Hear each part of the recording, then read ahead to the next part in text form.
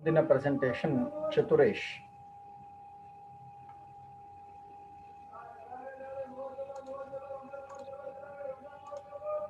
ಎಲ್ಲರಿಗೂ ನಮಸ್ಕಾರ. ಇಂದಿನ ನನ್ನ ಚರ್ಚಾ ವಿಷಯ ಕಾಳಿದಾಸನ ಬದುಕಿನ ಊಹಾಪೋಹಗಳು.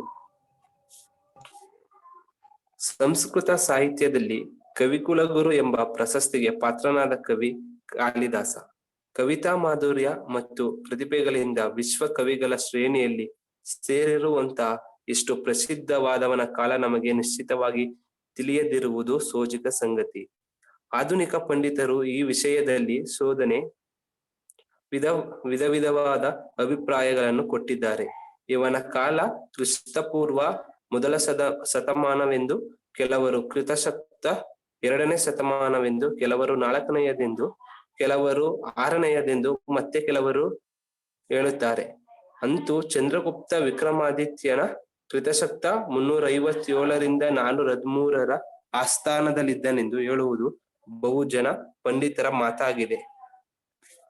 ಈ ಚಂದ್ರಗುಪ್ತ ಉಜ್ಜಯಿನಿಯಲ್ಲಿ ಆಳುತ್ತಿದ್ದನಾದುದರಿಂದಲೂ ಕವಿಯು ಕಾವ್ಯಗಳಲ್ಲಿ ಈ ನಗರದ ಬಗ್ಗೆ ವಿಶೇಷ ಅಭಿಮಾನ ವ್ಯಕ್ತಪಟ್ಟಿರುವುದರಿಂದಲೂ ಉಜ್ಜಯಿನಿ ಕಾಳಿದಾಸನ ವಾಸಸ್ಥಳವಾಗಿರಬೇಕೆಂದು ಹೇಳಬಹುದು. ಇಂಥ ಊಹೆಗಳನ್ನು ಬಿಟ್ಟರೆ ಇವನ ವೈಯಕ್ತಿಕ ವಿಚಾರಗಳೇನು ನಮಗೆ ತಿಳಿದಿಲ್ಲ. ಈತನ ಸ್ಥಳ ಮತ್ತು ಕಾಲದ ಬಗ್ಗೆ ಖಚಿತವಾದ ಮಾಹಿತಿ ಇಲ್ಲ. ಬಹಳ ಚರ್ಚೆಗಳು ನಡೆದಿದೆ, ಅನೇಕ ದಂತಕಥೆಗಳು ಇವೆ. ಈ ದಂತಕಥೆಗಳಲ್ಲಿ ಮುಖ್ಯವಾದ 3 ಗಮನಿಸಬಹುದು. ಮೊದಲನೆಯದು, ಇವನು ಕುರುಬನಾಗಿದ್ದು ಕಾಳಿಕಾದೇವಿಯ ವರದಿಂದ ವರಕವಿಯಾದನೆಂದು ರಾಜಕುಮಾರಿಯೊಬ್ಬಳು ತನ್ನ ತಂದೆಯ ಆಸ್ಥಾನದ ಮಂತ್ರಿಯೊಬ್ಬನ ಕುಟಿಲತೆಯಿಂದ ಈ ಅವಿದ್ಯಾವಂತ ಕುರುಬನನ್ನು ಮದುವೆಯಾಗಿದ್ದು, ವಸ್ತುಸ್ಥಿತಿ ತಿಳಿದ ಬಳಿಕ ರಾತ್ರಿ ಇಡೀ ಕಾಳಿಯ ನಾಮಸ್ಮರಣೆ ಮಾಡೆಂದು ಅವನಿಗೆ ಹೇಳಿ ಅವನೊಡನೆ ತಾನು ಕಾದು ಕುಳಿತಂತೆ. ಕಾಳಿದಾಸ ಅದರಂತೆ ಮಾಡಿದವನು. ಬೆಳಗಾಗುವಾಗ ವಿದ್ವಾಂಸನಾಗಿ ಶ್ರೇಷ್ಠ ಕವಿಯಾದನೆಂದರೆ ನಂಬಲಾಗದು. ಅವನ ಕೃತಿಗಳನ್ನು ಅಭ್ಯಾಸ ಮಾಡಿದವರಿಗೆ ಅವನು ವೇದ, ಶಾಸ್ತ್ರ, ಪುರಾಣ ಮೊದಲಾದವುಗಳಲ್ಲಿ ಪರಿಣಿತನಾಗಿದ್ದದ್ದು ಸ್ಪಷ್ಟವಾಗುತ್ತದೆ. ಅಲ್ಲದೆ ಅವನ ಕಾವ್ಯಗಳಿಂದ ಕವಿತೆ ಬೆಳೆದ ಹಂತಗಳನ್ನು ಗುರುತಿಸಬಹುದು. ಕಾಳಿದಾಸ ಎಂಬ ಹೆಸರಿನ ಮೇಲೆ ಹುಟ್ಟಿದ ಈ ಕತೆ ನಂಬಲು ಅರ್ಹವಲ್ಲ. ಎರಡನೆಯದು, ಈತನು ದಾರಾನಗರಿಯ ಅರಸರ ಭೋಜರಾಜನ ಆಸ್ಥಾನ ಕವಿಯಾಗಿದ್ದು ರಾಜನ ಅಂತರಂಗದ ಗೆಳೆಯನಾಗಿ ಅನೇಕ ಕಠಿಣ ಸಮಸ್ಯೆಗಳನ್ನು ಪೂರ್ಣ ಮಾಡುತ್ತಿದ್ದನಂತೆ. ದಾರಾನಗರಿಯ ಭೋಜರಾಜನು 11ನೆಯ ಶತಮಾನದವನು.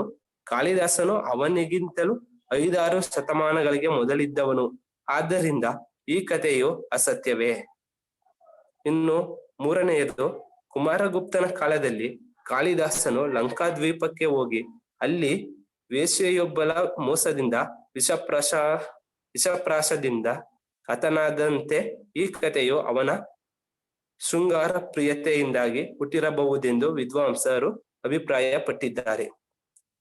ಚಲನಚಿತ್ರಗಳಲ್ಲಿ ಕನ್ನಡದ ಮಹಾಕವಿ ಕಾಳಿದಾಸ ಹಾಗೂ ಡಾಕ್ಟರ್ ರಾಜ್ಕುಮಾರ್ ಅಭಿನಯದ ಕವಿರತ್ನ ಕಾಳಿದಾಸ ಈ 2 ದಂತಕಥೆಗಳನ್ನಾಧರಿಸಿಯೇ ಚಿತ್ರಿಸಿದ್ದಾರೆ. ಕ್ರಿಸ್ತಶಕ ಪೂರ್ವ 1ನೇ ಶತಮಾನದಲ್ಲಿಯೇ ಈತನು ಇದ್ದನು ಎಂಬುದು ಕೆಲವರ ಅಭಿಪ್ರಾಯವಾದರೆ, ಇನ್ನು ಕೆಲ ವಿದ್ವಾಂಸರು 6ನೇ ಶತಮಾನದಲ್ಲಿ ಉಜ್ಜಯಿನಿಯ ರಾಜ ವಿಕ್ರಮಾದಿತ್ಯನ ಆಸ್ಥಾನದಲ್ಲಿದ್ದನು ಎಂದು ಹೇಳುತ್ತಾರೆ. ಬಾಣನ ಹರ್ಷಚರಿತ್ರೆ ಅಂದ್ರೆ ಬಾಣಭಟ್ಟ. ಇವನು 7ನೇ ಶತಮಾನದ ಸಂಸ್ಕೃತ ಕವಿ. ಹರ್ಷನ ಆಸ್ಥಾನ ಕವಿಯಾಗಿದ್ದನು. ಬಾಣಭಟ್ಟ ಹರ್ಷಚರಿತದ ಆರಂಭದಲ್ಲಿ ಕಾಳಿದಾಸನ ಉಲ್ಲೇಖವಿದೆ. ಕಾಲವು ಕ್ರಿಸ್ತಶಕ 6ನೇ ಶತಾಬ್ದಿಯ ಉತ್ತರಾರ್ಧ, ಫಲವಾಗಿ ಈ ಭವದಿಂದ ಅಥವಾ 7ನೇ ಶತಾಬ್ದಿಯ ಪೂರ್ವಾರ್ಧವೆಂದು ಹೇಳಲಾಗುವುದರಿಂದ ಕಾಳಿದಾಸನು ಇವನಿಗಿಂತ ಮೊದಲಿದ್ದವನೆಂದು ಹೇಳಬಹುದು. ಕಾಳಿದಾಸನು ತಾನು ವಿಕ್ರಮರಾಜನ ಆಸ್ಥಾನದಲ್ಲಿದ್ದವನೆಂದು ಬರೆದಿದ್ದಾನೆ. ಆದರೆ ವಿಕ್ರಮ ಎಂಬ ಹೆಸರಿದ್ದ ಕೆಲವರು ರಾಜರಲ್ಲಿ ಯಾರೆಂದು ನಿರ್ಣಯಿತವಾಗಿಲ್ಲ. ಪ್ರಚಲಿತವಾಗಿರುವಂತೆ ವಿಕ್ರಮ ಕ್ರಿಸ್ತಶಕ ಪೂರ್ವ 56ರಲ್ಲಿ ಆರಂಭವಾಗಿದೆ. ಕಾಳಿದಾಸನು ಉಜ್ಜಯಿನಿಯಲ್ಲಿದ್ದ ಈ ವಿಕ್ರಮನ ಆಸ್ಥಾನದಲ್ಲಿದ್ದನೆಂದರೆ ಅವನು ಕ್ರಿಸ್ತಶಕ ಪೂರ್ವ 1ನೇ ಶತಾಬ್ದಿಯಲ್ಲಿದ್ದನೆಂಬುದು ಧನ್ವಂತರಿ, ಕ್ಷಪನಕ, ಅಮರಸಿಂಹ, ಶಂಕು, ವೇತಾಳಭಟ್ಟ, ಘಟಕ ಪರ್ವ, ಕಾಳಿದಾಸ, ಮಹಾಮೀರ ಮತ್ತು ವರರುಚಿ ಎಂಬುವರ ವಿಕ್ರಮಾದಿತ್ಯನ ಆಸ್ಥಾನದಲ್ಲಿ ನವರತ್ನಗಳೆಂದು ಪ್ರಸಿದ್ಧರಾಗಿದ್ದರು ಎಂದು ಹೇಳುತ್ತಾರೆ. ಇನ್ನು ಕಾಳಿದಾಸರ ಮಹಾಕಾವ್ಯಗಳು ಎಂದರೆ ರಘುವಂಶ, ಕುಮಾರ ಸಂಭವ, ಖಂಡಕಾವ್ಯಗಳಾಗಿ ಮೇಘದೂತ, ಋತು ಸಂಹಾರ, ನಾಟಕಗಳು ಅಭಿಜ್ಞಾನ ಶಾಕುಂತಲ, ಮಾಳವಿಕಾಗ್ನಿ ಮಿತ್ರ, ವಿಕ್ರಮೋರ್ವಶಿಯ ವಿಜಯ. ಕಾಳಿದಾಸ ಕೃತಿಗಳ ಅಧ್ಯಯನ ಮಾಡಿದ ವಿದ್ವಾಂಸರು ಋತು ಸಂಹಾರವು ಅವನ ಮೊದಲ ರಚನೆ ಎಂದು, ಅಭಿಜ್ಞಾನ ಶಾಕುಂತಲವು ಕೊನೆಯ ಕೃತಿ ಎಂದು ಅಭಿಪ್ರಾಯ ಪಡುತ್ತಾರೆ. ಯೌವನದಲ್ಲಿ ಕಾಲಿರುತ್ತಲಿರುವ ಬಿಸಿ ರಕ್ತದ ಕವಿಯು ವಿವಿಧ ಋತುಗಳಲ್ಲಿ ಕಂಡುಬರುವ ಪ್ರಕೃತಿಯ ಚೆಲುವಿಗೆ ಮನಸೋತು ಅದನ್ನು ಕಾವ್ಯದಲ್ಲಿ ಸೆರೆ ಹಿಡಿದಿರುವುದು ಸಹಜವೇ ಆಗಿದೆ. ಈ ಖಂಡಕಾವ್ಯವನ್ನು ರಚಿಸಿ ತರುಣದಲ್ಲೇ ಕವಿಗೆ ಆಸ್ಥಾನದಿಂದ ಕರೆ ಬಂದು ಅವನು ಮಾಳವಿಕಾಗ್ನಿ ಮಿತ್ರವನ್ನು ರಚಿಸಿರಬೇಕು ಎಂಬುದು ಅವರ ಅಭಿಪ್ರಾಯ. ಈ ನಾಟಕದಲ್ಲಿ ಕವಿಯು ತನ್ನ ಕವಿತಾ ಮಾರ್ಗವನ್ನು ಕಂಡುಕೊಳ್ಳುತ್ತಿದ್ದಾನೆ. ಇಮ್ಮಡಿ ಚಂದ್ರಗುಪ್ತನ ರಾಯಭಾರಿಯಾಗಿ ದಕ್ಷಿಣದ ಶಕುಂತಲ ದೇಶಕ್ಕೆ ಹೋಗಬೇಕಾಗಿ ಬಂದಾಗ ತನ್ನ ಪ್ರಿಯತಮೆಯ ವಿರಹವನ್ನು ಯಕ್ಷನ ವಿರಹವೆಂದು ಸಮನ್ವಯಗೊಳಿಸಿ ಹೊರಹೊಮ್ಮಿಸಿದ ಭಾವಗೀತೆಯೇ ಮೇಘದೂತ. ಯಕ್ಷನ ಸಂದೇಶವನ್ನು ಹೊತ್ತು ಮೇಘವು ದಕ್ಷಿಣದಿಂದ ಉತ್ತರಕ್ಕೆ ಪ್ರಯಾಣಿಸಿರುವುದು ಗಮನಾರ್ಹ. ಮೇಘದೂತವು ಸಂಸ್ಕೃತ ಸಾಹಿತ್ಯದಲ್ಲಿ ದೂತ್ಯ ಕಾವ್ಯವೆಂದು, ಸಂದೇಶ ಕಾವ್ಯವೆಂದು ಪ್ರಖ್ಯಾತವಾಗಿದೆ. ಕವಿಯ ನಡುವಯಸ್ಸಿನ ಕೃತಿ ಕುಮಾರ ಸಂಭವ. ಇದು ಕಾರ್ತಿಕೇಯನ ಜನನವನ್ನು, ತಾರಕಾಸುರ ವಧೆಯನ್ನು ವರ್ಣಿಸುತ್ತದೆ. ತನ್ನ ಅರಸನ ಕೀರ್ತಿ ಪರಾಕ್ರಮಗಳನ್ನು ಕಂಡು ಅವನು ಉದ್ವೇಷಿಸಲು ಬರೆದ ನಾಟಕವೇ ವಿಕ್ರಮೋರ್ವಶಿಯ ಎಂದೆನ್ನುತ್ತಾರೆ ವಿದ್ವಾಂಸರು. ಇದಾದ ನಂತರ ತುಂಬು ಜೀವನದ 2 ಪಕ್ವ ಕೃತಿಗಳು ವಿಚಾರವಾದವು. ಒಂದು ಮಹಾಕಾವ್ಯ ರಘುವಂಶ, ಮತ್ತೊಂದು ಕೊನೆಯದೆಂದೆನಿಸಲಾದ ನಾಟಕ ಅಭಿಜ್ಞಾನ ಶಾಕುಂತಲ. ಇದು ವಿಶ್ವದ ಅತ್ಯುತ್ತಮ ನಾಟಕಗಳಲ್ಲೊಂದು ಎಂದು ಪ್ರಸಿದ್ಧ. ಈ ನಾಟಕವು ಪ್ರಪಂಚದ ಅನೇಕ ಭಾಷೆಗಳಿಗೆ ಅನುವಾದಗೊಂಡಿದೆ. ಈ ನಾಟಕವನ್ನು ಬರೆಯುವ ವೇಳೆಗೆ ಕವಿಗೆ ತನ್ನ ಶಕ್ತಿಯಲ್ಲಿ ಅಪಾರ ಆತ್ಮವಿಶ್ವಾಸವಿದ್ದು ತನ್ನ ಬದುಕು ಧನ್ಯವಾಯಿತೆಂಬ ಭಾವನೆ ಮೂಡಿದೆ. ಇದರ ಫಲವಾಗಿ ಈ ಭವದಿಂದ ನನಗೆ ಬಿಡುಗಡೆಯಾಗಲಿ, ಮರು ಹುಟ್ಟನ್ನು ನನಗೆ ಆ ಮಹೇಶನು ಕರುಣಿಸದಿರಲಿ ಎಂದು ಪ್ರಾರ್ಥಿಸುತ್ತಾ ನಾಟಕವನ್ನು ಕವಿಯು ಮುಗಿಸುತ್ತಾನೆ. ಇನ್ನು ನಾವು ಕವಿರತ್ನ ಕಾಳಿದಾಸನ ಬಗ್ಗೆ ಕಿರು ಪರಿಚಯವಾಗಿ ತಿಳಿದುಕೊಳ್ಳಬೇಕೆಂದರೆ, ಅವಿದ್ಯಾವಂತ ಕಾಳಿದಾಸ ತನ್ನ ಜೀವನದಲ್ಲಿ ಕಾಶಿ ರಾಜಕನ್ಯೆಯಿಂದ ಆದ ಬದಲಾವಣೆ, ಕಾಳಿದಾಸ ರಾಜಕುಮಾರಿಯ ವಿವಾಹ ಮತ್ತು ಅವನ ಮೂರ್ಖತೆಯ ರಹಸ್ಯ ಬಯಲಾಗುವುದು, ಕಾಳಿಮಾತೆಯ ದರ್ಶನದಿಂದ ಕಾಳಿದಾಸನೆಂಬ ನಾಮಕರಣ, ಹೀಗಾಗಿ ಕಾಳಿದಾಸನು ಕವಿರತ್ನ ಕಾಳಿದಾಸನಾದನು ಎಂಬುದು ಊಹಾಪೋಹಗಳು. ಧನ್ಯವಾದಗಳು. ಉತ್ತಮ.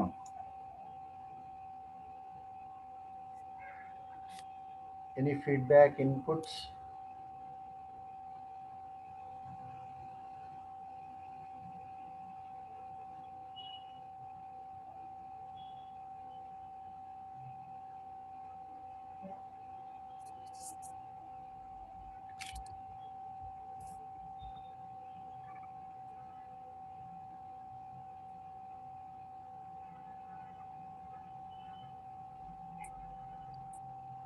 ಮುಂದಿದ್ದು ರಕ್ಷಿತಾ.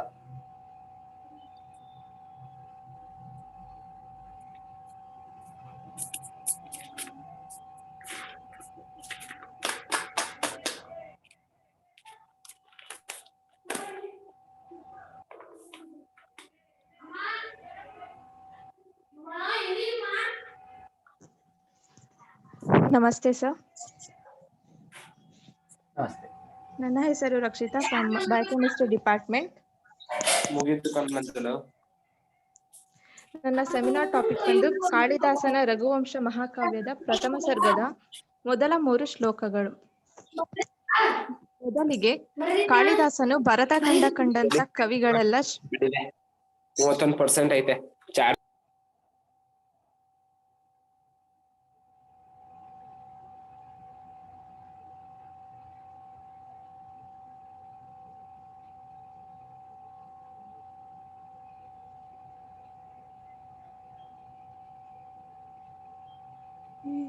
ಕೇಳಿಸೇ ಇಲ್ಲ ಅನ್ಸುತ್ತೆ. ರಕ್ಷಿತಾ ಅವರು ನಿಮ್ದನ್ನ ಅನ್ಮ್ಯೂಟ್ ಮಾಡ್ಕೊಳ್ಳಿ. ಹಾ ಸರ್. ಓಕೆ. ಇವತ್ತಿನ ನನ್ನ ಸೆಮಿನಾರ್ ಟಾಪಿಕ್ ಬಂದು ಕಾಳಿದಾಸನ ರಘುವಂಶ ಮಹಾಕಾವ್ಯದ ಪ್ರಥಮ ಸರ್ಗದ ಮೊದಲ 3 ಶ್ಲೋಕಗಳು. ಮೊದಲನೆಯದಾಗಿ, ಕಾಳಿದಾಸನು ಭರತಖಂಡದ ಕವಿಗಳಲ್ಲಿ ಶ್ರೇಷ್ಠನೆನಿಸಿದ್ದವರು. ಸಂಸ್ಕೃತ ಭಾಷೆಯಲ್ಲಿ ಇವರು ಕಾವ್ಯಗಳನ್ನು ಮತ್ತು ನಾಟಕಗಳನ್ನು ರಚಿಸಿದ್ದಾರೆ. ಇವರು ಕವಿಗುಲಗರು ಎಂದು ಪ್ರಖ್ಯಾತರಾದವರು. ರಘುವಂಶವು ಸೂರ್ಯವಂಶದ ರಾಜರನ್ನು ಕುರಿತು ಬರೆದಂತಹ ಒಂದು ಪ್ರಮುಖವಾದ ಕಾವ್ಯ. ಭಾರತದ ಇತಿಹಾಸದಲ್ಲಿ ಪ್ರಮುಖವಾಗಿ 2 ವಂಶಗಳನ್ನು ನಾವು ಕಾಣಬಹುದು. ಅದರಲ್ಲಿ ಸೂರ್ಯವಂಶ ಮತ್ತು ಚಂದ್ರವಂಶ. ಸೂರ್ಯವಂಶದ ರಾಜರುಗಳನ್ನು ರಾಮಾಯಣದ ಕಥೆಗಳಲ್ಲಿ ಕಾಣಬಹುದು ಮತ್ತು ಚಂದ್ರವಂಶದ ರಾಜರ ಕಥೆಗಳನ್ನು ಮಹಾಭಾರತದ ಕಥೆಗಳಲ್ಲಿ ನಾವು ಹೆಚ್ಚಾಗಿ ಕಾಣಬಹುದು. ರಘುವಂಶವು ಸೂರ್ಯವಂಶದ ರಾಜರುಗಳಾದಂತಹ ರಘು, ದಿಲೀಪ, ಅಜ, ದಶರಥ, ರಾಮ ಮತ್ತು ಮುಂತಾದವರನ್ನು ಕುರಿತು ಬರೆದಂತಹ ಕಾವ್ಯ. ಇದರ ಮತ್ತೊಂದು ವಿಶೇಷವೇನೆಂದರೆ ಇದರಲ್ಲಿ 19 ಸರ್ಗಗಳು ಇವೆ. ಆ 19 ಸರ್ಗಗಳ ಪ್ರಥಮ ಸರ್ಗದ ಮೊದಲ 3 ಶ್ಲೋಕಗಳ ಸಾರಾಂಶವನ್ನು ಇವತ್ತು ನಾನು ಹೇಳ್ತೀನಿ. ಮೊದಲನೆಯದು, ವಾಗಾರ್ಥವಿವ ಸಂಪೃಕ್ತೌ ವಾಗಾರ್ಥ ಪ್ರತಿಪತ್ತಯೇ ಜಗದ ಪಿತರೌ ವಂದೇ ಪಾರ್ವತಿ ಪರಮೇಶ್ವರೌ. ಇದು ಒಂದು ಮಂಗಳ ಶ್ಲೋಕ. ಅಂದರೆ ಇಡೀ ಮಹಾಕಾವ್ಯವು ಯಾವುದೇ ವಿಘ್ನವಿಲ್ಲದೆ ಸಂಪೂರ್ಣವಾಗಿ ಕೊನೆಗೊಳ್ಳಲಿ ಎಂಬ ಉದ್ದೇಶದಿಂದ ಮಾಡುವಂತಹ ಪ್ರಾರ್ಥನೆ. ಇದು ಒಂದು ನಮಸ್ಕ್ರಿಯ ಪ್ರಕಾರವಾದಂತಹ ಮಂಗಳ ಶ್ಲೋಕ. ಈ ಶ್ಲೋಕದ ತಾತ್ಪರ್ಯ, ಪಾರ್ವತಿ ಪರಮೇಶ್ವರರಿಗೆ ನಾನು ನಮಸ್ಕರಿಸುತ್ತಿದ್ದೇನೆ ಎಂದು ಕವಿ ಇಲ್ಲಿ ಹೇಳ್ತಿದ್ದಾರೆ. ಶಬ್ದ ಮತ್ತು ಅದರ ಅರ್ಥಗಳು ಹೇಗೆ ಒಂದಕ್ಕೊಂದು ಸೇರಿಕೊಂಡು ಅನ್ಯೂನ್ಯವಾಗಿವೆಯೋ ಹಾಗೆಯೇ ಜಗತ್ತಿಗೆ ಮಾತಾಪಿತರ ಸ್ಥಾನದಲ್ಲಿರುವ ಶಬ್ದಾರ್ಥಗಳಂತೆಯೇ ಅನ್ಯೂನ್ಯವಾಗಿರುವ ಪಾರ್ವತಿ ಪರಮೇಶ್ವರರನ್ನು ಈ ಶಬ್ದಾರ್ಥಗಳ ಜ್ಞಾನವನ್ನು ಹೊಂದಲು ನಮಸ್ಕರಿಸುತ್ತೇನೆ ಎಂಬುದಾಗಿ ಹೇಳಿದ್ದಾರೆ. ಈ ಶ್ಲೋಕದಲ್ಲಿ ಕಾಳಿದಾಸರು ಅರ್ಧನಾರೀಶ್ವರ ರೂಪದಲ್ಲಿರುವ ಪಾರ್ವತಿ ಪರಮೇಶ್ವರರನ್ನು ಹೊಗಳಿ ಪ್ರಾರ್ಥಿಸುತ್ತಿದ್ದಾರೆ. ಈ ರೂಪದಲ್ಲಿ ಅರ್ಧ ದೇಹವು ಪಾರ್ವತಿ ಮತ್ತು ಇನ್ನರ್ಧ ದೇಹವು ಪರಮೇಶ್ವರರಾಗಿರುತ್ತಾರೆ. ಪ್ರತಿಯೊಂದು ಶಬ್ದಕ್ಕೂ ತನ್ನ ಅರ್ಥವನ್ನು ಹೇಳುವ ಶಕ್ತಿಯು ಸ್ವಭಾವದಿಂದಲೇ ಇರುತ್ತಿರುವುದೆಂದು ಶಬ್ದವು ವಾಚಕ, ಅರ್ಥವು ವಾಚ್ಯ, ಹೀಗೆ ವಾಚ್ಯ-ವಾಚಕ ಭಾವವೆಂಬ ಸಂಬಂಧವು ಶಬ್ದಕ್ಕೂ ಅದರ ಅರ್ಥಕ್ಕೂ ನಿತ್ಯವಾಗಿ ಇರುವುದೆಂದು ಹೇಳುತ್ತಾರೆ. ಕವಿಯು ಈ ಆಶಯವನ್ನು ಮನದಲ್ಲಿಟ್ಟುಕೊಂಡು ಶಬ್ದಾರ್ಥಗಳು ಯಾವಾಗಲೂ ಕೂಡಿರುವ ಹಾಗೆ ಎಂದೆಂದಿಗೂ ಕೂಡಿಕೊಂಡಿರುವ ದೇಹವುಳ್ಳ ಪಾರ್ವತಿ ಪರಮೇಶ್ವರರಿಗೆ ನಮಸ್ಕಾರ ಮಾಡುತ್ತೇನೆ ಎಂದು ಹೇಳಿರುತ್ತಾರೆ. ಎರಡನೆಯದು, ಕ್ವ ಸೂರ್ಯ ಪ್ರಭವೋ ವಂಶಃ ಕ್ವ ಚಾಲ್ಪ ವಿಷಯಾಮತಿಃ ತಿತಿರ್ಷುರ್ದುಸ್ತುರಂ ಮೋಹಾದುಡುಪೇನಾಸ್ಮಿ ಸಾಗರಂ. ಇದರ ತಾತ್ಪರ್ಯ, ಸಣ್ಣ ತೆಪ್ಪದಲ್ಲಿ ಮಹಾಸಾಗರವನ್ನು ದಾಟಲು ಹೊರಡುವ ಹಾಗೆ ಸೂರ್ಯನಿಂದ ಬಂದಿರುವ ಮಹಾರಘುವಂಶವೆಲ್ಲಿ ಕೆಲವು ವಿಷಯಗಳನ್ನು ಅರಿತಿರುವ ನನ್ನ ಬುದ್ಧಿಯಲ್ಲಿ, ಈ ಬುದ್ಧಿಯಿಂದ ನಾನು ರಘುವಂಶವನ್ನು ವರ್ಣಿಸಲು ಹೊರಟಿದ್ದೇನೆ ಎಂದು ಹೇಳುತ್ತಾರೆ. ಇಲ್ಲಿ ಕಾಳಿದಾಸರು ಅತ್ಯಂತ ಹಿರಿಯ ವಿದ್ವಾಂಸರಾಗಿದ್ದರೂ ಕೂಡ ತುಂಬಾ ವಿನಮ್ರತೆಯನ್ನು ಪ್ರದರ್ಶಿಸುತ್ತಿದ್ದಾರೆ. ಮೂರನೆಯದು, ಮಂದಃ ಕವಿಯಶ ಪ್ರಾತಿ ಗಮಿಷ್ಯಾಮ್ಯ ಉಪಹಾಸ್ಯತಾಂ ಪ್ರಾಂಶುಲಭ್ಯೆ ಫಲೆ ಲೋಭಾದುದ್ಬಾಹುರಿವ ವಾಮನ. ಇಲ್ಲಿ ಕಾಳಿದಾಸರು ತಮ್ಮನ್ನು ತಾವೇ ಅಪಹಾಸ್ಯ ಮಾಡಿಕೊಳ್ಳುತ್ತಾ ಹೇಳುತ್ತಿದ್ದಾರೆ. ಕುಳ್ಳನೆಯ ವ್ಯಕ್ತಿಯು ಎತ್ತರದಲ್ಲಿರುವ ಮರದ ಹಣ್ಣನ್ನು ಪಡೆಯಲು ಯತ್ನಿಸುವಾಗ ಅದನ್ನು ನೋಡಿದ ಜನರು ಹೇಗೆ ಹಾಸ್ಯಾಸ್ಪದವಾಗಿ ಭಾವಿಸಿ ನಗುತ್ತಾರೋ ಹಾಗೆಯೇ ಮಂದನಾಗಿರುವ, ಅಂದರೆ ಅಲ್ಪ ಬುದ್ಧಿಯನ್ನು ಹೊಂದಿರುವ ನಾನು ರಘುವಂಶದಂತಹ ಮಹಾಕಾವ್ಯವನ್ನು ವರ್ಣಿಸಿ ಕವಿಕೀರ್ತಿಯನ್ನು ಪಡೆಯಲು ಮಾಡುತ್ತಿರುವ ಪ್ರಯತ್ನವು ಹಾಸ್ಯಾಸ್ಪದವಾಗಿದೆ ಎಂದು ಹೇಳುತ್ತಿದ್ದಾರೆ. ನಾನು ಮೂಢನಾದರೂ ವಾಲ್ಮೀಕಿ ಮುಂತಾದ ಕವಿಗಳಿಗೆ ಬಂದಿರುವಂತಹ ಕೀರ್ತಿಯನ್ನು ಬಯಸುತ್ತಿರುವೆನು. ಇದು ಅಸಾಧ್ಯವಾದರೂ ನಾನು ಪ್ರಯತ್ನಿಸುತ್ತಿದ್ದೇನೆ ಎಂದು ತಮ್ಮನ್ನು ತಾವೇ ಅಪಹಾಸ್ಯ ಮಾಡಿಕೊಳ್ಳುತ್ತಿದ್ದಾರೆ. ಅಥವಾ कृतवाग्द्वारे ವಂಶेऽस्मिन् पूर्वसुरभि मणौ वज्रसमुत्कीर्णे ಸೂತ್ರಸೇವಾಸ್ತಿ ಮೇ ಗತಿಹಿ. ಇದರ ತಾತ್ಪರ್ಯ, ಈ ಶ್ಲೋಕದಲ್ಲಿ ಕವಿಯು ತನ್ನ ಒಂದಷ್ಟು ಗುಣಾಂಶಗಳನ್ನು ಹೇಳಿಕೊಳ್ಳುತ್ತಿದ್ದಾರೆ. ಒಂದು ಮಣಿಯಲ್ಲಿ ಹೇಗೆ ಒಂದು ವಜ್ರದಿಂದ ಸಾಕಷ್ಟು ಬಲವನ್ನು ಹಾಕಿ ರಂಧ್ರವನ್ನು ಮಾಡಿದಾಗ ಅದರಲ್ಲಿ ದಾರವು ಸರಾಗವಾಗಿ ಹೋಗುತ್ತದೆಯೋ ಹಾಗೆಯೇ ಈ ಸೂರ್ಯವಂಶದ ವರ್ಣನೆಯನ್ನು ನನಗಿಂತಲೂ ಮೊದಲೇ ಅನೇಕ ಪ್ರಾಚೀನ ಕವಿಗಳು ಅವರ ಪದಗಳಲ್ಲಿ ಹಿಡಿದಿಟ್ಟುಕೊಂಡಿದ್ದಾರೆ. ಅವರ ಪ್ರಯತ್ನದಿಂದ ನನ್ನ ಕೆಲಸವು ಸರಾಗವಾಗಿದೆ. ಇದರಲ್ಲಿ ನಾನು ಮೊದಲಿಗನಲ್ಲ ಎಂದು ಇಲ್ಲಿ ಕವಿಯು ವಿದ್ವಾಂಸರನ್ನು ವಜ್ರಕ್ಕೆ ಹಾಗೂ ಇಡೀ ಸೂರ್ಯವಂಶವನ್ನು ಮಣಿಗೆ ಹೋಲಿಸುತ್ತಾ ತನ್ನ ಸ್ಥಿತಿಯು ದಾರದ್ದಾಗಿದೆ ಎಂದು ಹೇಳುವ ತಾತ್ಪರ್ಯ ಈ ಶ್ಲೋಕದ್ದಾಗಿದೆ. ಧನ್ಯವಾದಗಳು. ಉತ್ತಮ. Any observations?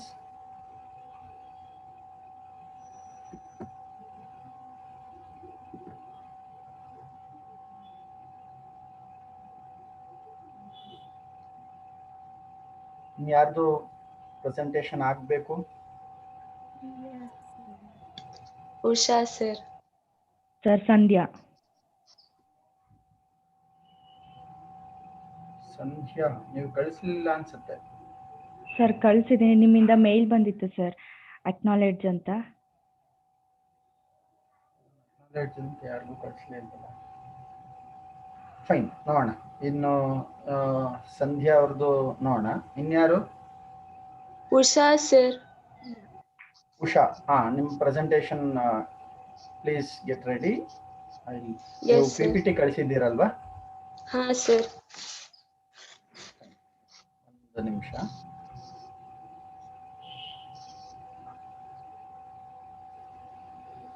ನಾನು ಈ ಸಲ ಎಲ್ರಿಗೂ ಎಕ್ಸಲೆಂಟ್ ಅಂತ ಹೇಳಿ ರಿಪ್ಲೈ ಮಾಡಿದ್ದೀನಿ, ಅಕ್ನಾಲೇಜ್ ಅಂತ ಮಾಡಿಲ್ಲ. ಹಾ ಸರ್, ಎಕ್ಸಲೆಂಟ್ ಅಂತ ಬಂದಿದೆ ಸರ್, ಬೆಳಗ್ಗೆ ಮೇಲ್ ಬಂದಿತ್ತು, ನೋಡಿದೆ. ನೋಡ, ಉಷಾ ಅವ್ರ ಪ್ರೆಸೆಂಟೇಷನ್ ಆದ್ಮೇಲೆ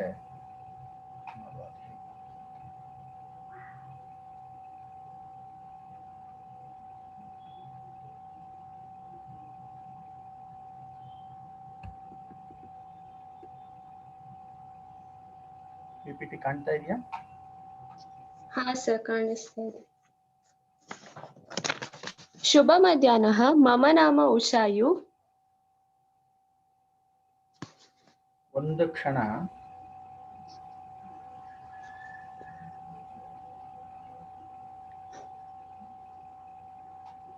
ಈಗ ಕಾಣ್ತಾ ಇದೆಯಾ? ಹಾ ಸರ್, ಕಾಣ್ತಾ ಇದೆ. Please continue. ಶುಭ ಮಧ್ಯಾಹ್ನ. ಮಮ ನಾಮ ಉಷಾಯು. Kalidasa's life and his works is the topic of today's seminar discussion. To begin with, who worth the name is not rose to rejoicing at the blooming of cultured expressions of Kalidasa, like that of Banchi blossom in the sweet abundance. These lines from Banabhatta's Harshacharitam has surely ignited the interest to know more about Kalidasa. Without further delay, let's start. Our epic poet Kalidasa is known to be the greatest repository of national heritage. Sir, hinde slide. Next one. What does the fusion of nature and human feelings result in? Any idea? Nature and human feelings fuse give to Kalidasa's imagination. This is the base for all his works, and he has influenced many middle-aged mentors and Indian Renaissance pioneers like Vivekananda and Tagore. Kalidasa develops a deeper understanding between India and other countries. Since centenary of his artistic accomplishment has earned him esteemed place in the galaxy of the world poets. Western orientationalist keen interest on Kalidasa's work have made him popular even in the modern times. Though we don't have much secured information about Kalidasa's place and date from his works which had wider human sympathy and universal appeal. We infer Kalidasa's character remained truly Indian. In one of his work, Meghaduta, he describes about Ujjaini so beautifully, where we find his personal attachment to Ujjaini. Hence, place of Kalidasa is said to be Ujjaini, India. Date. Scholars of Kalidasa opined that his period is between 2nd century BC to 5th century AC. Impact. Unanimously, Kalidasa is admitted to be the greatest Sanskrit poet and dramatist. As discussed early, he has developed better understanding between India and other countries. Impact in India. His poetic style influenced all post-dated poets to modern poets of 20th century. He has been praised by his followers and critics. To name a few, Ananda Vardhanacharya, Abhinava Gupta. Other countries. For first time, Sri William Jones introduced Shakuntala to the Westerns in 18th century. Since then, many works of Kalidasa have been translated to various languages and made known to different country peoples who greatly appreciate and said, no doubt that Kalidasa can be justifiably take his seat along with Shakespeare.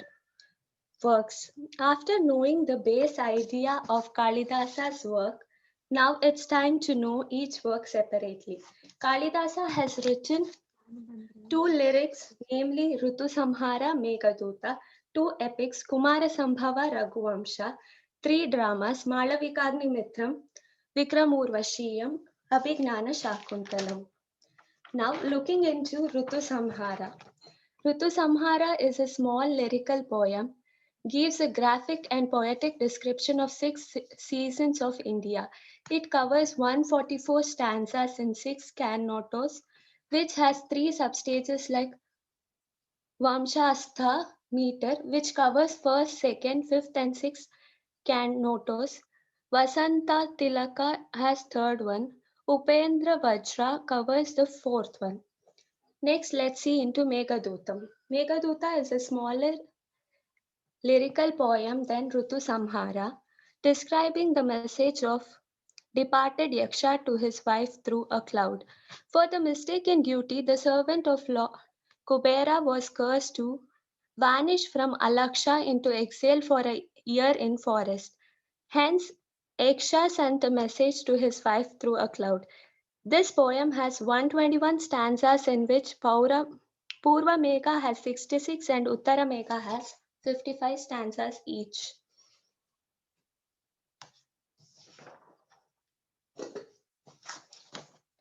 Next, let's see the epics Kumara Sambhava. Kumara Sambhava is a mythological myth of love and marriage of Shiva and Parvati. It is a classical poem containing 17 cantos. Here we have highlighting Kamadeva and his play, and the son of Parvati make the play interesting. According to A.B. Keith, the well-known British historian of Sanskrit literature, to modern taste, the Kumara Sambhava appeals more deeply by reason of its richer variety, the brilliance of its fancy, and greater warmth of its feelings. Now let's look into Raghuvamsham. A long classical poem of 19 cantos contains a brilliant account of the illustrious kings of Raghuvamsha. It is intended a gallery of brilliant kings, Dilipa, Raghu, Aja, Rama, Dasharatha, painted executively by Kalidasa, in which the picture of Rama is undoubtedly the best. Writing about Kalidasa and his works, Raghuvamsha, the reputed Western scholar and critic, says that no other composition of Kalidasa displays more richness of his poetic genius, the exuberance of his imagination, the warmth and play of his fancy, his profound knowledge of the human heart, his delicate appreciation of its most refined and tender emotions, His familiarity with the workings and countered workings of his conflicting feelings, in short, more entitles him to rank of Shakespeare in India. Now looking into dramas, Malavika Mitra. This is a 5-act drama based on King Agnimitra's love for a beautiful girl, Malavika. Malavika. It is a light-hearted comedy of court life and depicts the progress of King's desire for the lovely maiden through various hindrances.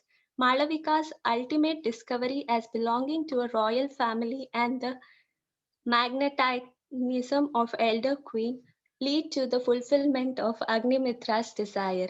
According to the famous critic D.R.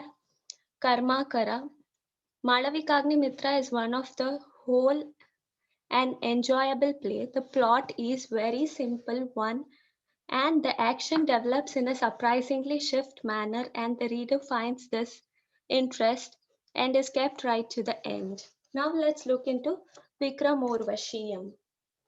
It's a drama of 5 acts relates the romantic story of the mortal king Pururava and the divine nymph Urvashi. The king through remarkable display of valor saves the nymph from the clutches of the demon and falls in love with her at the first sight. According to M. Winter Nitz, the reputed German scholar of Indonology, the great popularity is that this drama has enjoyed in India is proved by the fact that there are several versions of its text. It has several times been translated into German and other European languages. Attempts have been made for adopting it for the stage play too.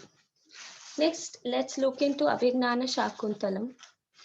A drama of 7 acts is based on the old legend of Shakuntala, who is described in Mahabharata. It is the love story of King Dushyanta and the hermit girl Shakuntala. Their mutual attraction leads to their marriage by Gandharva form of marriage by the hermitage.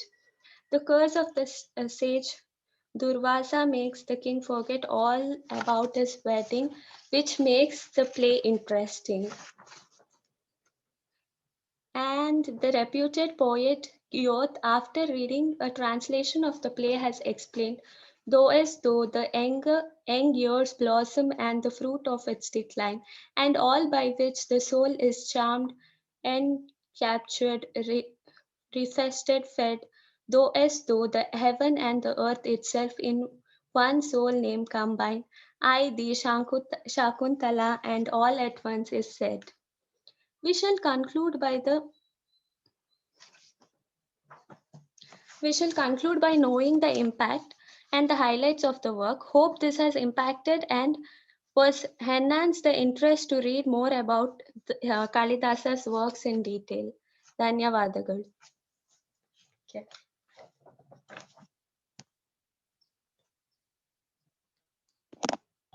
Uttamam, Dhanyavadaha. any observations?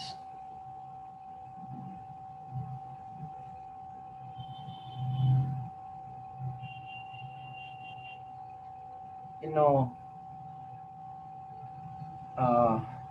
Priya ಅವ್ರದ್ದು ಇನ್ನು presentation ಆಗ್ಬೇಕು ಅನ್ಸುತ್ತೆ. Yes sir. ಇನ್ಯಾರ್ದು ಆಗ್ಬೇಕು? Priya HS ನೀವು ಕಳಿಸಿದ್ದೀರಾ presentation? Yes sir, send ಆಗಿರಲಿಲ್ಲ sir, ಅದು ಇವಾಗ send ಆಗಿ.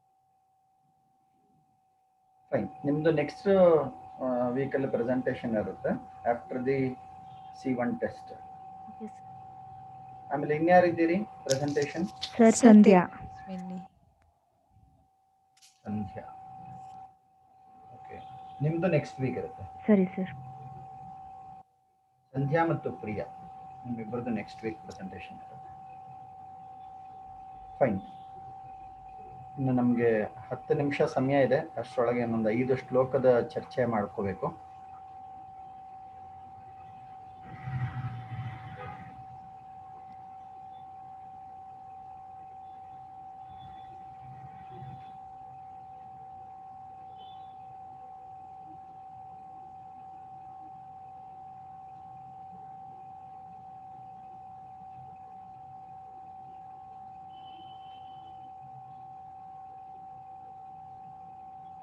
ಇವತ್ತಿನ ಪ್ರೆಸೆಂಟೇಷನ್, ಓವರಾಲ್ ಪ್ರೆಸೆಂಟೇಷನ್ ಇದಕ್ಕೆ ಸಂಬಂಧಪಟ್ಟಂತೆ ಮತ್ತು ನಾನು ಆಯಾ ದಿನದಲ್ಲಿ ಯಾರ್ಯಾರು ಪ್ರೆಸೆಂಟ್ ಮಾಡಿದ್ದಾರೆ ಅವ್ರದ್ದೆಲ್ಲ ಕರೆಸ್ಪಾಂಡಿಂಗ್ ಆಗಿ ಮಾರ್ಕ್ ಹಾಕ್ತಾ ಬಂದಿದ್ದೇನೆ. ನೀವು ಈ ಎಲ್ಲ ಪ್ರೆಸೆಂಟೇಷನ್ಸ್ನ ಮತ್ತು ಮುಂದಿನ ವಾರ ನಡೆಯುವಂಥ ಟೆಸ್ಟ್ ಇದನ್ನ ಅದರ ಹಾರ್ಡ್ ಕಾಪಿನ ನಿಮ್ಮ ಕಡೆ ಇಟ್ಕೊಳ್ಳಿ. ಅದು ಸಮಯ ಬಂದಾಗ ನೀವು ಇಲ್ಲಿ ಸಬ್ಮಿಟ್ ಮಾಡಬೇಕಾಗತ್ತೆ. ಇನ್ಯಾರು ಪ್ರೆಸೆಂಟೇಷನ್ ಮಾಡಲಿಲ್ವೋ ಅವ್ರಿಗೆ ಮುಂದಿನ ವಾರದಲ್ಲಿ ಅವಕಾಶ ಇರುತ್ತೆ. ಸೊ ಮುಂದಿನ ವಾರಕ್ಕೆ ನಮ್ಮ ಎಲ್ಲ ಭಾಗದ್ದು C1 ಟೆಸ್ಟು, ಸೆಮಿನಾರ್, ಅಸೈನ್ಮೆಂಟ್ಸ್ 3 ಮುಗಿಯುತ್ತೆ. ಅದರ ನಂತರ ನಾವು C2 ಅದಕ್ಕೆ ಸ್ವಲ್ಪ ಸಮಯ ಇದೆ. C2ಗೆ ಹೋಗ್ಲಿಕ್ಕೆ ಸಮಯ ಇದೆ. ಈ ಸೆಮಿನಾರ್ನಲ್ಲಿ ಕೆಲವೊಂದು ಟೇಕ್ ಹೋಮ್ ಪಾಯಿಂಟ್ಸ್ ಇದೆ. Very important points to be noted. One, I appreciate all your efforts. Many of you have taken pains to collect the contents and write it in your own way. Everything is appreciated. ನಿಮ್ಮ ಪ್ರಯತ್ನ ತುಂಬ ಚೆನ್ನಾಗಿದೆ. ಇಲ್ಲಿ ಒಂದು ಅಂಶ ಗಮನಿಸಬೇಕಾದಂತಹ ಕೆಲವೊಂದು ಅಂಶಗಳು,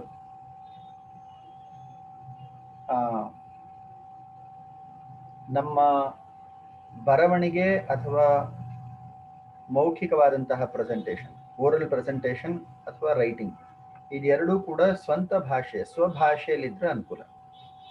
ನೀವು ಬೇರೆ ಕಡೆಯಿಂದ ಕಂಟೆಂಟ್ ತಗೋಬೋದು, ಆದರೆ ಭಾಷೆ ನಿಮ್ಮದಾಗಿರ್ಬೇಕು. ಆಗ ನಿಮ್ಮ ಪರೀಕ್ಷೆಗೂ ಅದು ಅನುಕೂಲ ಆಗುತ್ತೆ. ಯಾಕಂದರೆ ಪರೀಕ್ಷೆಯಲ್ಲಿ ನಿಮಗೆ ವಿಚಾರ ಗೊತ್ತಿರುತ್ತೆ, ಆದರೆ ಭಾಷೆಯನ್ನು ನೀವು ಸ್ವಂತವಾಗಿ ಬೆಳೆಸ್ಕೊಳ್ಬೇಕು. ಆ ಹಿನ್ನೆಲೆಯಲ್ಲಿ ನೀವು ಸ್ವಲ್ಪ ಗಮನ ಹರಿಸೋದು ಅತ್ಯಂತ ಅನಿವಾರ್ಯ ಮತ್ತು ಅವಶ್ಯಕ. ಇನ್ನು ವಿಷಯಕ್ಕೆ ಸಂಬಂಧಪಟ್ಟಂತೆ ಕೊನೆಯ ಪ್ರೆಸೆಂಟೇಷನ್ ಉಷಾ ಅವ್ರದ್ದು ಅಂತ ಕಾಣುತ್ತೆ. ಅದರಲ್ಲಿ Kalidasa is the Indian Shakespeare ಅನ್ನುವಂಥ ಒಂದು ಮಾತು ಹೇಳಿದ್ರು. I feel this is not a right way of expression. Kalidasa is in Indian context or in the context of literature, he has his own place. There should not be any comparison between Kalidasa and Shakespeare in terms of who is great or who is less, because Kalidasa is great in Sanskrit literature and Shakespeare is great in English literature.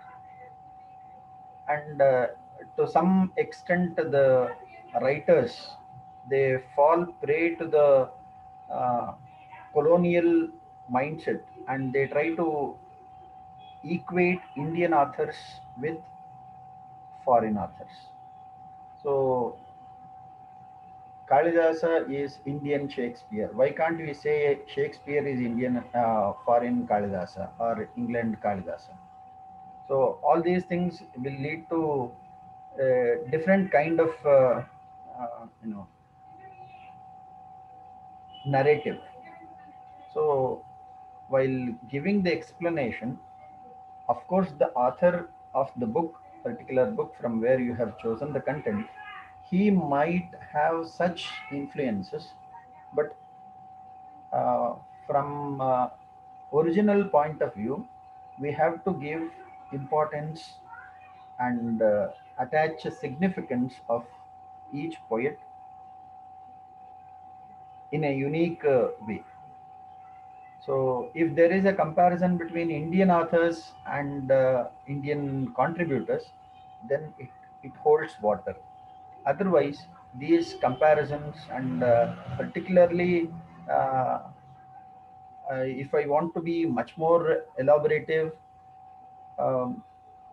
you can find many alankaras in Sanskrit literature.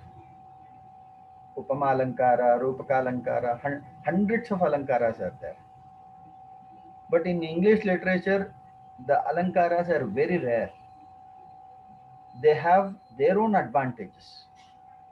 If one figure of speech is used, that text is said to be of high value. but here not even a shloka is devoid of a figure of speech. ಎಲ್ಲ ಶ್ಲೋಕಗಳಲ್ಲಿ ಒಂದು ಸಣ್ಣ ಶ್ಲೋಕ ತೆಗೆದುಕೊಂಡ್ರೆ, ಒಂದು ಸುಭಾಷಿತ ತೆಗೆದುಕೊಂಡ್ರೆ ಅಲ್ಲೂ ನಮಗೆ ಅಲಂಕಾರ ಇರುತ್ತೆ. ಅಲಂಕಾರ ಇಲ್ಲದೆ ಇಲ್ಲಿ ಸಾಹಿತ್ಯವೇ ಇಲ್ಲ. ಅಷ್ಟು ಅಲಂಕೃತವಾದಂತಹ ಸಾಹಿತ್ಯ ಸಂಸ್ಕೃತ ಮಾತ್ರ ಅಲ್ಲ, ಭಾರತೀಯ ಭಾಷೆಗಳಲ್ಲಿ ಹೆಚ್ಚಾಗಿದೆ. ಅದು ಆಂಗ್ಲ ಭಾಷೆಯಲ್ಲಿ ಅಷ್ಟು ನಮಗೆ ಆ ಸಾಹಿತ್ಯ ಪುಷ್ಟಿ ಸಿಗೋದಿಲ್ಲ. ಅದರಲ್ಲಿರುವಂತಹ ಗುಣಾಂಶಗಳು ಬೇರೆ. ಆದ್ದರಿಂದ ಇಲ್ಲಿ ಅಥವಾ ಮೇರು ಕೃತಿಗಳನ್ನ ಮತ್ತು ಸಾಹಿತಿಗಳನ್ನ ಇಂಡಿಯನ್ ಶೇಕ್ಸ್ಪಿಯರ್ ಅನ್ನುವಂಥದ್ದು ಈ ರೀತಿಯ ಯೂಸೇಜ್ ಏನಿದೆಯಲ್ಲ, I feel this is not so appropriate. I don't know whether you can think in that line, but I strongly object for this kind of expressions. Okay, sir, I was about to mention like other authors who have translated or got to read his text, they have mentioned, so that's all, sir. Fine. I don't have any objection to your presentation, but I just wanted to highlight that these kind of comparison, and because India has been under rule by British for so long, so it is quite obvious that we fall under such impressions. And unfortunately, the elite authors of these translated texts follow the same footprints. So we need to be more cautious. That's what I feel. Okay, sir. Fine. Other presentations are also good. ಕೆಲವೊಬ್ರು ತುಂಬಾ ವಿಶೇಷವಾದಂತಹ ಪ್ರಯತ್ನ ಮಾಡಿದ್ದೀರಿ. ಅಲ್ಲಿ ಆ ಬರವಣಿಗೆ, ನನ್ನ ಮುಂದಿನ C2 ಪ್ರೆಸೆಂಟೇಷನ್ ಅಲ್ಲಿ ಓದುವಂಥದ್ದು 100% ನಿಷೇಧ. You should not read.